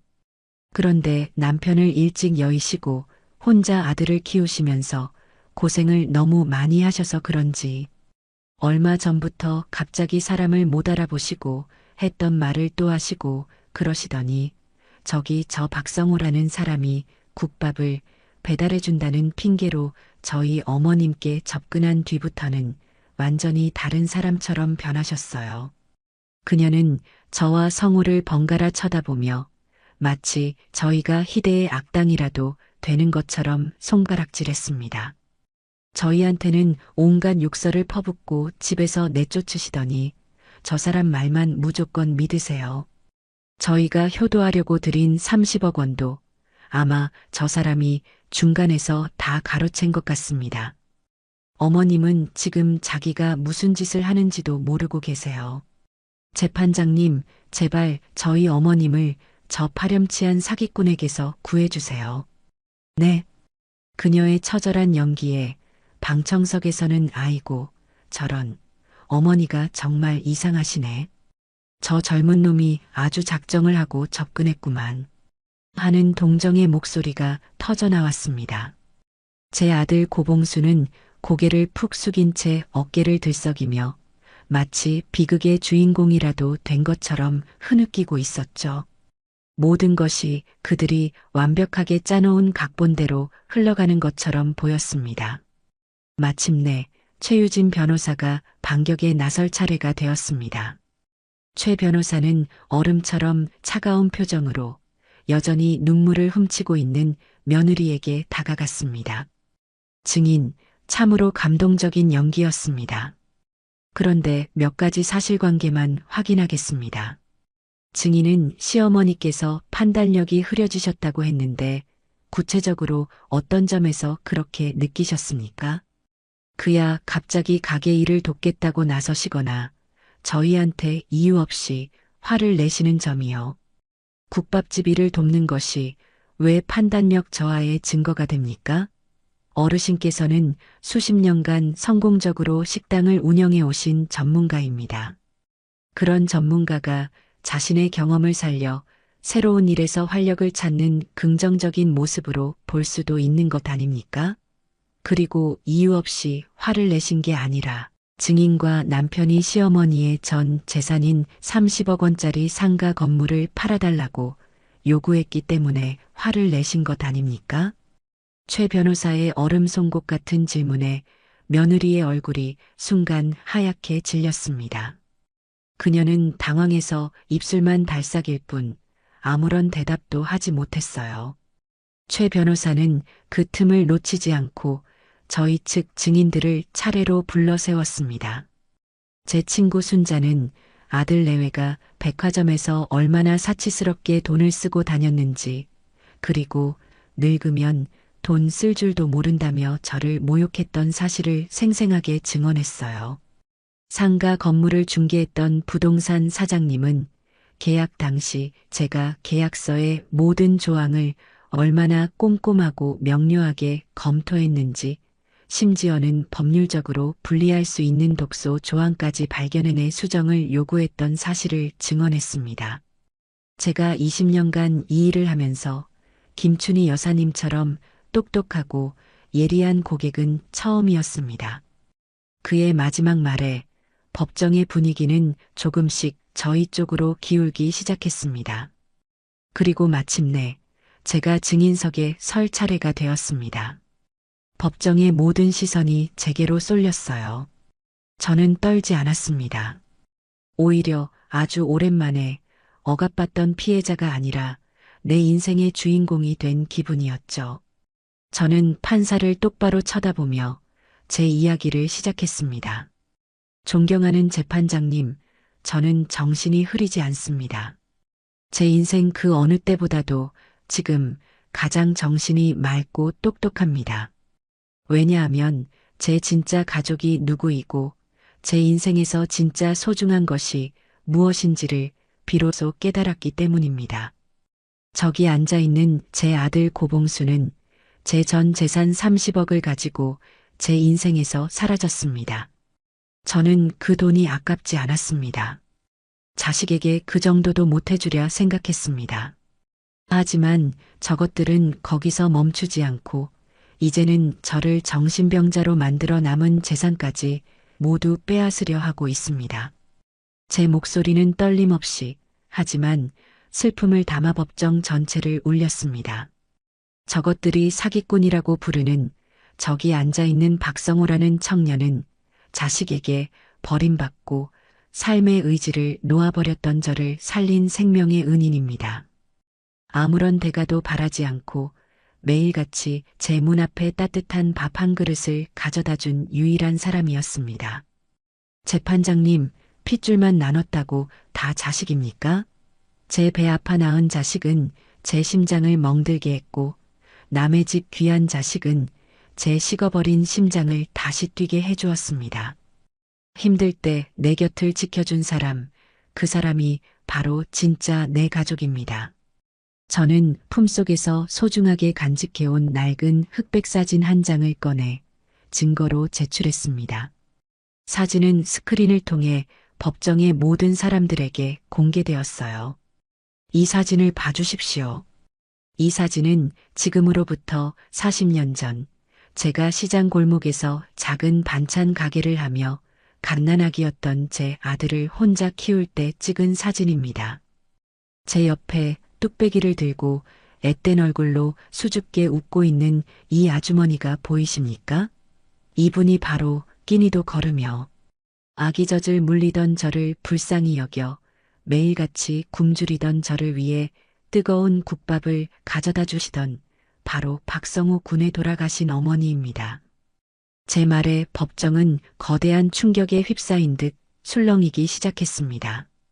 아들 내외와 그들의 변호사는 전혀 예상치 못했다는 듯 경악이 가득한 표정으로 스크린과 저를 번갈아 쳐다보았어요. 저는 40년 전에 그분께 제 목숨과도 같은 큰 은혜를 입었습니다. 그리고 40년이 흐른 지금 그 아들인 박성우 군에게 또다시 제 목숨을 비쳤습니다. 재판장님, 이 인연은 결코 우연이 아닙니다. 이것은 하늘이 맺어준 피보다 진한 인연입니다. 그래서 저는 결심했습니다. 제 남은 전 재산을 저처럼 자식에게 버림받고 끼니를 걱정하는 이 땅의 불쌍한 노인들을 위한 무료 급식 재단에 기부하기로 말입니다. 그리고 그 재단의 운영은 40년 전 저를 살린 그 어머니의 아들, 제 생명의 은인인 제 아들 박성우 군에게 맡길 것입니다. 이것은 제가 정신이 흐려서 내린 결정이 아닙니다. 제 70평생의 지혜와 경험, 그리고 제 모든 진심을 모두 걸고 내린 제 인생에서 가장 명료하고 이성적인 판단입니다. 제 증언이 끝나자 법정 안은 잠시 동안 완벽한 침묵에 휩싸였습니다. 그 침묵을 깬 것은 방청석 여기저기서 터져나오는 흐느낌이었습니다. 잠시 후 판사가 무겁게 입을 열었어요. 판결은 제가 예상했던 것보다 훨씬 더 간단하고 명료했습니다. 청구인 고봉수의 피성년 의견 개시 심판 청구를 기각한다. 땅, 땅, 땅. 의사봉 소리가 제게는 승리의 축포처럼, 그리고 저 악기들에게는 지옥의 종소리처럼 울려 퍼졌습니다. 판사는 자리에서 일어나며 잿빛이 된 제 아들 내외를 향해 서리빨 같은 목소리로 마지막 일가를 날렸습니다. 어머니를 공경하고 봉양해야 할 자식의 도리를 망각하고 오직 재산을 탐하여 어머니의 인격까지 말살하려 한 청구인들의 행위는 인간으로서 결코 용납될 수 없는 폐륜 행위이다. 법정의 판결 이전에 하늘이 두렵지도 않은가. 판사의 호통에 아들 내외는 완전히 무너져 내렸습니다. 그들의 완벽한 패배였고 저의 완벽한 승리였습니다. 저는 성호의 부축을 받으며 천천히 자리에서 일어났습니다. 그리고 법정을 빠져나가며 넋이 나간 채 바닥만 쳐다보고 있는 제 전남편의 아들과 그 악독한 아내의 모습을 마지막으로 눈에 담았습니다. 법정 밖은 제가 지금껏 보아온 그 어떤 햇살보다도 눈부시게 환한 빛이 저의 새로운 인생을 축복해주고 있었습니다. 그날의 재판은 제 인생을 송두리째 바꿔놓았습니다. 마치 아주 길고 지독했던 악몽에서 깨어나 눈부신 아침 햇살을 마주한 기분이었어요. 다음 날 아침 저는 성우가 타준 따뜻한 차를 마시며 거실에 앉아 있었습니다. 성우는 제 앞에 신문을 펼쳐 보였고 텔레비전을 켰어요. 세상은 온통 제 이야기로 들끓고 있었습니다. 신문 일면에는 제 얼굴과 함께 30억 가로챈 페르나들, 어머니의 눈물 앞에 무너지다라는 큼지막한 제목이 박혀 있었고, 아침 뉴스에서는 아나운서가 격앙된 목소리로 제 사연을 전하고 있었죠. 피보다 진한 국밥 한 그릇의 인연, 우리 시대의 진정한 가족의 의미를 묻다. 시장의 전설 김춘희 여사, 전 재산 사회 환원, 파란만장한 삶 재조명. 화면 속에는 법정에서 초라하게 고개를 숙이고 있는 아들 내외의 모습과 그 옆에 대조적으로 굳건하게 서 있는 저와 성우의 모습이 교차하며 나오고 있었습니다. 저는 제 이야기가 이렇게나 큰 파장을 일으킬 줄은 미처 몰랐어요. 세상의 여론은 무섭다는 말을 실감했습니다. 아들 고봉수와 며느리 이미정은 단 하루 만에 온 국민의 지탄을 받는 국민 페르나가 되어 있었습니다. 인터넷에는 그들의 얼굴과 신상 정보가 모두 공개되었고, 며느리가 그동안 명품을 자랑하며 올렸던 SNS 계정까지 발각되어 온갖 비난의 댓글로 도배되었어요. 아들이 다니던 번듯한 회사는 당연히 그를 해고했고, 그들이 마지막으로 살던 월세 아파트 앞에는 기자들과 유튜버들이 진을 치는 바람에 사실상 사회적으로 완벽하게 고립되었습니다. 며칠 뒤에는 최유진 변호사에게서 연락이 왔습니다. 재판 과정에서 드러난 정황들을 토대로 검찰이 그들을 사기 및 재산 은닉, 그리고 저에 대한 무고, 혐의까지 추가하여 정식으로 수사에 착수했다는 소식이었습니다. 그들은 스스로 판 무덤에 스스로 갇히게 된 것이었죠. 그 소식을 듣는 제 마음은 이상할 정도로 평온했습니다. 미움도 원망도 동정심도 느껴지지 않았어요. 그저 저와는 아무 상관없는 사람들의 이야기처럼 아득하게만 들릴 뿐이었습니다. 반면 저와 성우에게는 세상의 모든 온기가 쏟아지는 듯 했습니다. 성우의 국밥집은 그야말로 문전성시를 이루었어요. 단순히 국밥 맛이 궁금해서 찾아온 손님들도 있었지만 대부분은 저와 성우를 응원하기 위해 일부러 먼 길을 찾아온 분들이었습니다. 어머니, 힘내세요. 사장님, 저희가 돈줄 내러 왔습니다. 그들은 국밥값보다 더 많은 돈을 계산대에 놓고 가거나 가게에 필요한 물품이라며 쌀이나 식자재를 두고 가기도 했어요. 세상은 아직 제가 생각했던 것보다 훨씬 더 따뜻하고 정이 넘치는 곳이었습니다. 재단을 만들겠다는 제 뜻이 알려지자 전국 각지에서 후원 문의 전화가 빗발쳤습니다. 학생이 돼지 저금통을 깨서 보낸 10,000원부터 어느 기업 회장님이 익명으로 보내온 거액의 수표까지, 그 모든 돈에는 액수를 떠나 저의 새로운 시작을 응원하는 따뜻한 마음이 담겨 있었습니다. 모든 것이 폭풍처럼 지나가고 조금씩 제자리를 찾아가던 어느 날 저녁이었습니다. 재단 설립 문제로 최 변호사와 길게 통화를 마친 뒤였어요. 낯선 번호로 전화 한 통이 걸려왔습니다. 받을까 말까 망설이다. 저는 조용히 통화 버튼을 눌렀습니다. 전화기 너머에서는 아주 익숙하면서도 동시에 지독하게 낯선 목소리가 들려왔습니다. 제 아들 고봉수였어요. 그의 목소리는 모든 것을 잃고 벼랑 끝에 선 사람의 것 그 자체였습니다. 처량하고 비굴하고 위태로웠죠. 그는 다짜고짜 흐느끼며 제게 용서를 빌기 시작했습니다. 어머니, 저 봉수예요. 어머니, 제가 다 잘못했어요. 제가 정말 죽일 놈이에요. 그때는 제가 정말 돈에 눈이 멀어서 미정이 그 여자가 옆에서 부추기는 말에 속아서 제가 잠시 미쳤었나 봐요. 어머니, 저 지금 갈 데도 없고 아무것도 없어요. 밥도 며칠째 굶었어요. 제발 저 한 번만, 마지막으로 딱 한 번만 용서해 주세요. 네, 어머니. 저는 아무 말 없이 그의 말을 끝까지 들었습니다. 예전 같았으면 밥을 굶었다는 그 한마디에 가슴이 찢어지고 당장이라도 달려갔을 테지만 지금의 제 마음은 그 어떤 소리에도 흔들리지 않는 깊은 호수와 같았어요. 그의 목소리에는 단 한 톨의 진심 어린 반성도 담겨 있지 않았습니다. 오직 이 절망적인 상황을 벗어나기 위한 비굴한 동정심 유발뿐이었죠. 봉수야. 제가 그의 이름을 나직이 부르자 전화기 너머에 그가 기다렸다는 듯이 더 큰 소리로 흐느끼기 시작했습니다. 네, 어머니. 제가 잘못했어요. 다시는 안 그럴게요. 어머니 말씀 잘 듣고 이제부터라도 진짜 아들 노릇 제대로 할게요. 아니, 저는 그의 말을 단호하게 끊었습니다. 너는 용서를 구할 자격조차 없다. 내가 저지른 짓은 실수가 아니야. 선택이었지. 너는 수많은 기회 앞에서 단 한 번도 나를 선택하지 않았다. 너는 언제나 돈을 선택했고, 너의 그 천박한 아내를 선택했고, 너 자신의 이기심을 선택했다.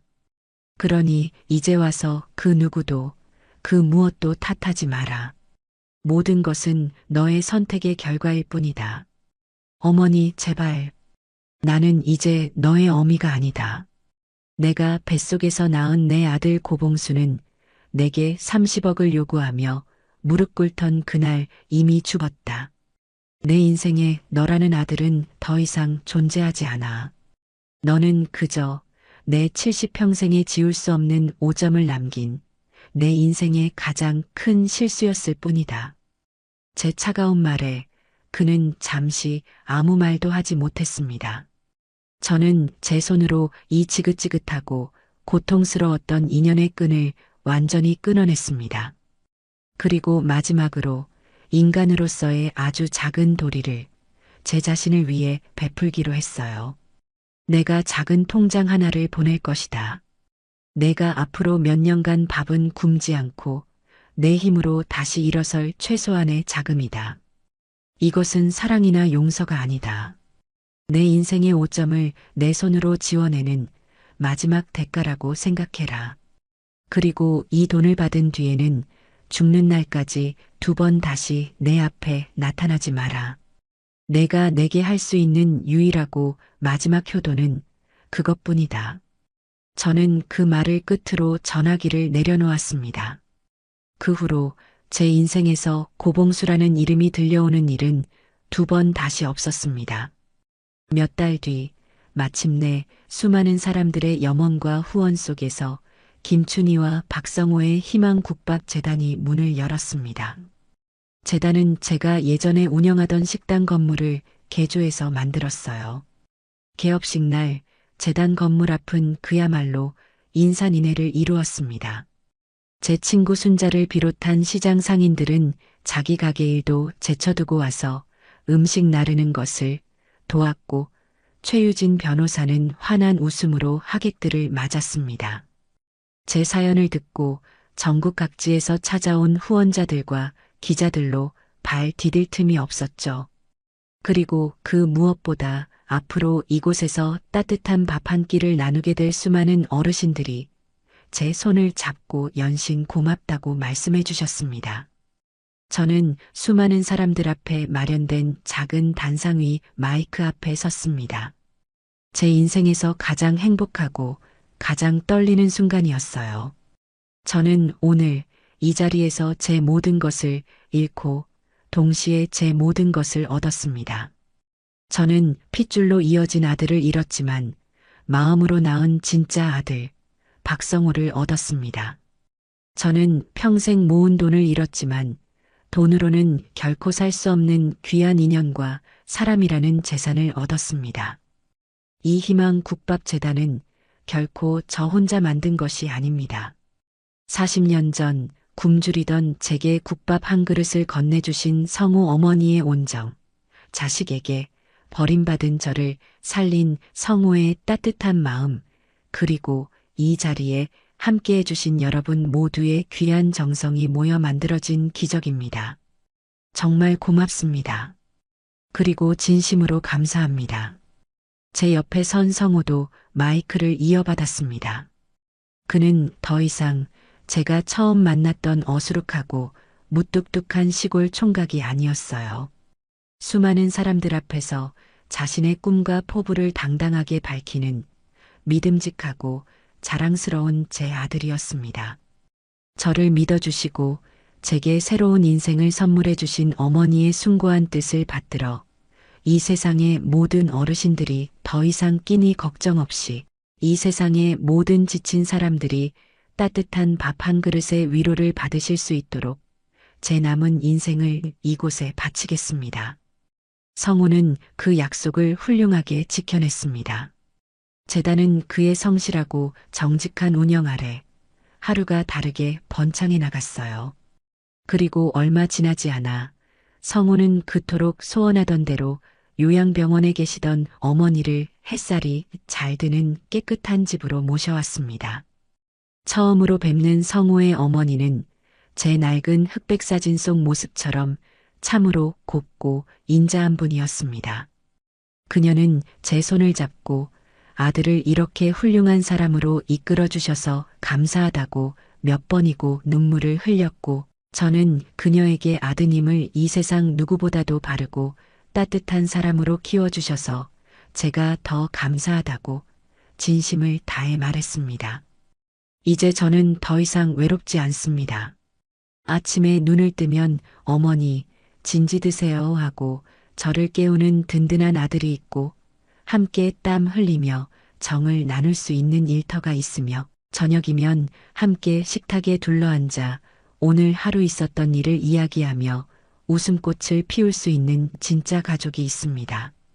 저는 매일 재단에 나가 저와 같은 어르신들의 주름진 손을 잡아드리고 성우가 밤새 푹 고아낸 뜨끈한 국밥을 함께 나눠 먹습니다. 핏줄로 이어진 가족은 제게서 모든 것을 빼앗아 갔지만 밥 한 그릇의 온정으로 이어진 새로운 가족은 제게 세상 가장 큰 행복과 사랑을 선물해 주었습니다. 저는 제 인생의 마지막 페이지가 이토록 눈부시게 따뜻하고 희망찰 것이라고는 단 한 번도 상상해 본 적이 없었어요. 제 70평생 단 한순간도 후회 없는 더없이 완벽한 인생입니다. 인생입니다. 인생입니다. 인생입니다. 인생입니다. 인생입니다. 인생입니다. 인생입니다.